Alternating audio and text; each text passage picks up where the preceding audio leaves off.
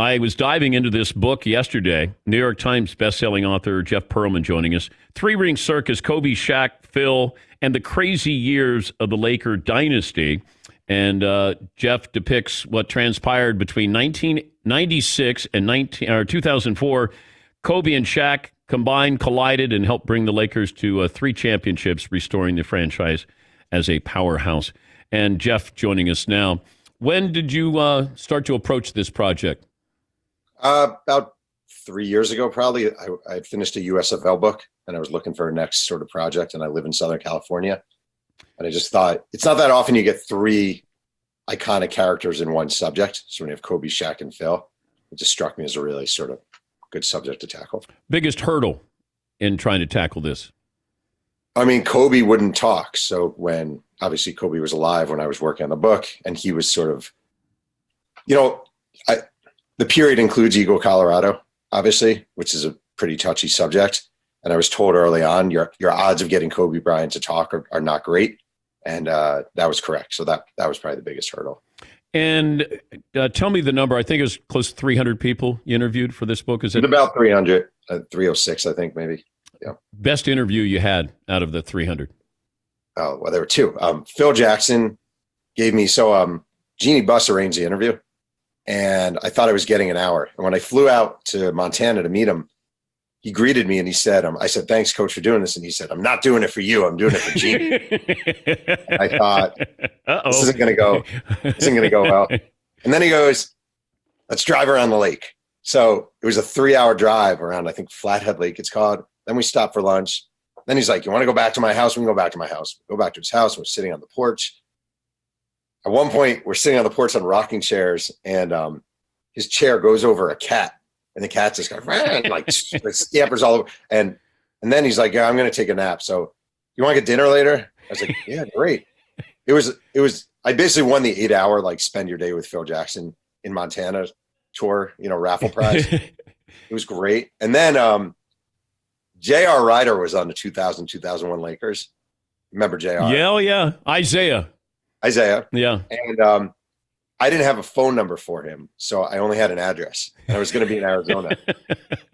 So I figured I would drive. I have a decent track record of knocking on doors. So I drove out to J.R. Ryder's house. And it was one of my most memorable moments in my career. I knock on the door, and a kid answers. And I'm like, "Hey, I'm looking for J.R. Ryder." He's like, "Hold on."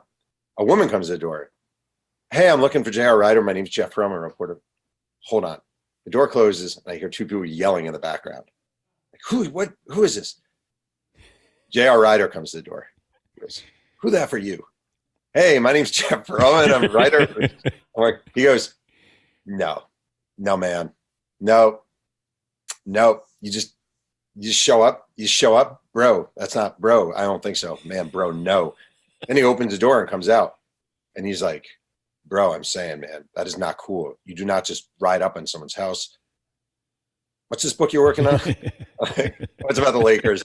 He's like, "All right, I'll talk to you." Wow, you really had to work in there to get him to open up. My charm and good looks, it won him over. How was Shaq? Shaq was great. I got an hour and about 20 minutes with Shaq in Atlanta. He was fantastic. Couldn't have been better. And I'll tell you a quick Shaq story that I just loved is I was interviewing him, and in the middle of the interview, his cell phone rings. And he goes, "Excuse me." He picks his cell phone, and he's on FaceTime, and he's clearly none of this. He doesn't care that I'm there as far as this regards, but it's his daughter. His daughter says something like, "Hey, Daddy, I just wanted you to know that so-and-so," I think it was a mother of a friend of hers, died. And she said, "I just wanted you to know that so-and-so's mom died. It's really sad." And Shaq goes to her, he goes, I will never forget this. He goes, "Listen, I'm paying for the funeral. Make sure they know they don't have to pay for a single thing. I'm taking care of all the expenses. Just make sure they know I'm paying for it all. Okay? All right, Daddy, thanks. I love you. You're the best. Click, bye." So what were we talking about? It was one of the nicest 3-second moments I've ever witnessed in my life. So. What do we clear up in this book, Jeff?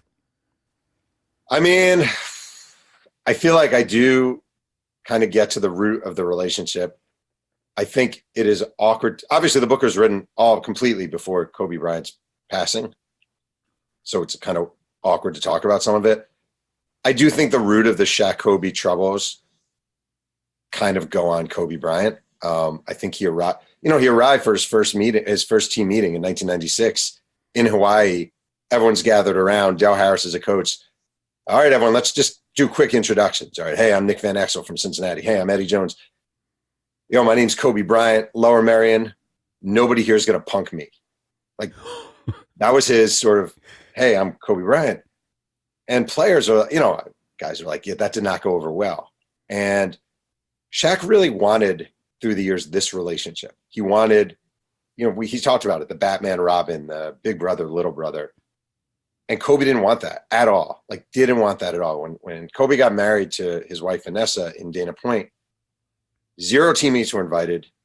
Most of the teammates didn't know the wedding was happening. Most of the teammates didn't know he was even dating someone. Throughout his career, veterans were brought in one after another. Like J.R. Reed told me a great story. J.R. Reed was acquired in the Glenn Rice trade from Charlotte. And Jerry West loved J.R. Reed. He said, I really love the way you work with young players. Can you bring Kobe more into the team? J.R. Reed's like, I'm on it. I got it.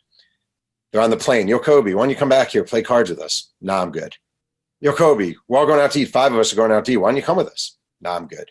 Yo, Kobe, we're all going to a movie. Want to go see a movie? Nah, I'm good. He actually went back to Jerry West and said, there's nothing I can do here. And I just think that relationship truly was a guy, Shaquille O'Neal, who wanted a bond and wanted to be this guy to this other guy. And another guy, and it's not a criticism of him because it's just who he was, Kobe Bryant just didn't want that. Like, he had no need for it. He didn't see it as anything he required. When he was going through the sexual assault situation in 2003, he reports to training camp. First day, he's late.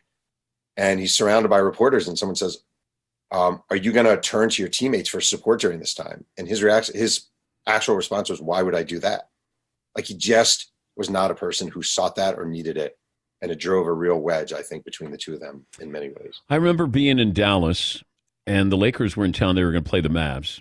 Right. And I think it was the night before, and Shaq, Rick Fox, a couple other players were out.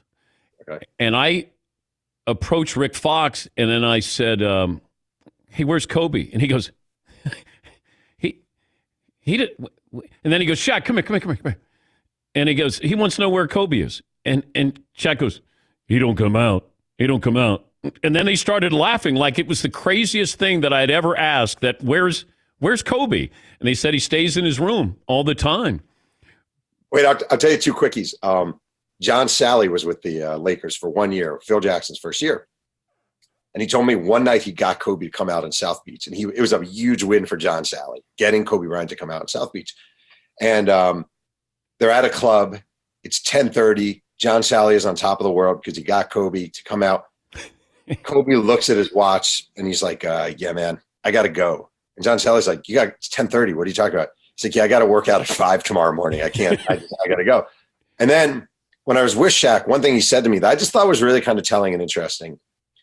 I said to him, it was my last question I asked him. I was like, you always gave yourself nicknames, but it was jovial. It was always with a wink, it was always like Shaq Diesel and the big Aristotle, but it was never serious. It wasn't like he was really calling himself that. And I said, and Shaq and Kobe nicknamed himself Black Mamba, but he seemed like he literally sort of viewed himself as the Black Mamba, like it was a thing to him. And Shaq he smiled and he goes, now you know what I was dealing with, bro. He's Jeff Pearlman. The book is 3-Ring Circus, Kobe, Shaq, Phil, the crazy years of the Lakers Dynasty. I love the draft day story with the Nets and John Calipari.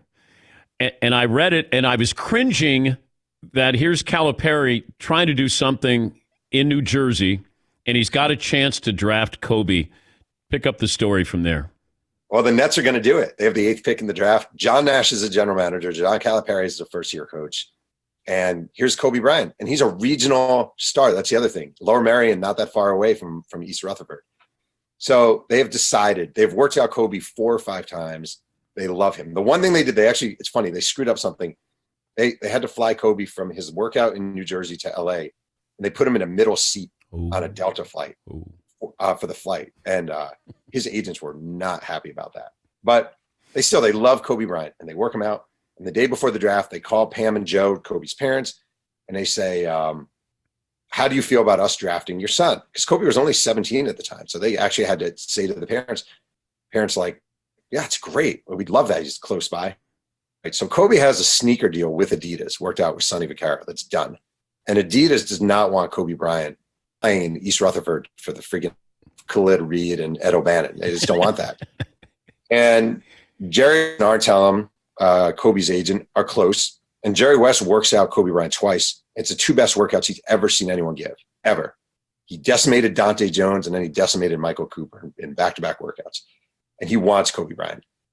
So everything is working behind the scenes here. They want Kobe. Adidas want Kobe. The day before the draft, Kobe calls John Calipari and says, yeah, coach, I've been thinking about it, and I don't really want to play near my parents. I don't want to be near my parents. I kind of want to get away. So I don't really want you guys to draft me. Well, Cal, he's like in his mid-30s. This is his first draft. He's a little high energy. He goes to John Nash, and he's like, oh, my God, what are we going to do? He doesn't want to play for us. And John Nash is like, calm down. It's all just a ploy. Don't worry about it. Well, then Kobe's agent calls John Calipari. He's like, listen, don't draft Kobe. If you draft Kobe, he's probably going to either play in Italy for the year or sit out. He's not going to play for you. Calipari to John Nash. Oh, my God, what are we going to do? This is the worst thing ever. The best moment happens. Kerry Kittles of Villanova, All-American, good player, is represented by David Falk. David Falk calls John Calipari and says, Cal, Kerry really wants to play for the Nets. He wants to stay regional. If you don't draft him, I cannot promise you that I will be having players, free agents go to the Nets. Calipari's like, holy crap, what the hell? Again, John, what are we going to do? Calm down. It's just a thing. So John Nash is convinced the night before the draft, it's okay. We're going to take Kobe Bryant. This is going to be a generational player for our franchise. The next day, Calipari holds a meeting.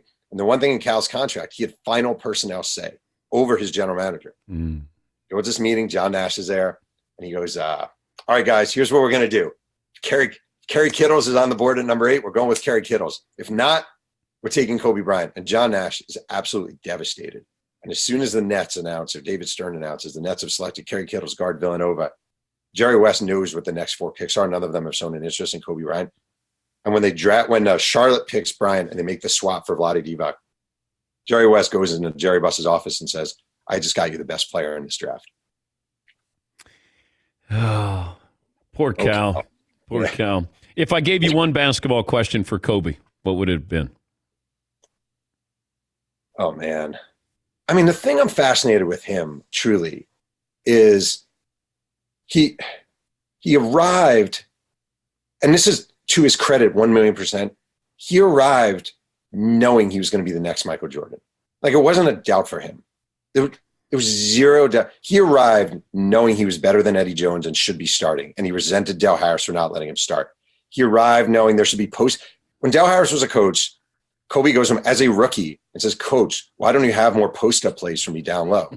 Del Harris's response is, because we have Shaquille O'Neal. Like, the confidence, the one thing I feel like I don't fully understand about Kobe Bryant, and I wish I had the opportunity, was where does that level of self-assuredness and wherewithal, and like, he didn't care what his teammates thought about him.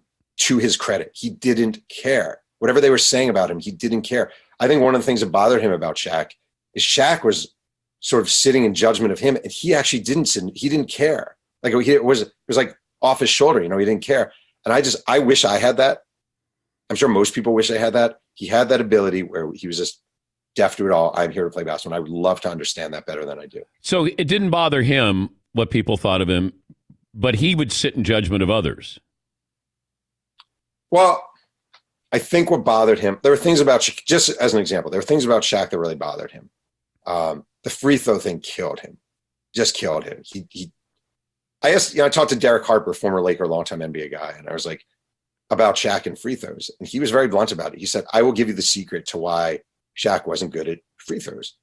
And I was waiting for this big answer. And he goes, because he didn't work at it. He's like, he just didn't work at it. Like, he didn't work hard enough at it. That crap drove Kobe crazy. He did not understand how you could not hit 70% of your free throws and why you wouldn't work hard at it. So he definitely sat in judgment of Shaq with that. He definitely felt Shaq didn't work hard enough. I don't know if I necessarily agree with that, but he didn't feel he worked hard enough. So it was the basketball things that bothered him. But was he sitting in judgment that Shaq was off making, mediocre movies or doing this or doing that? No. How does this affect me? Yeah. And you not shooting free throws affects me directly. Good luck with the book. Fascinating read. It well researched as always with you, and at times it was painful to read some of the things about Kobe. A three-ring circus: Kobe, Shaq, Phil, and the crazy years of the Laker dynasty. Jeff, thanks for joining us. We appreciate it.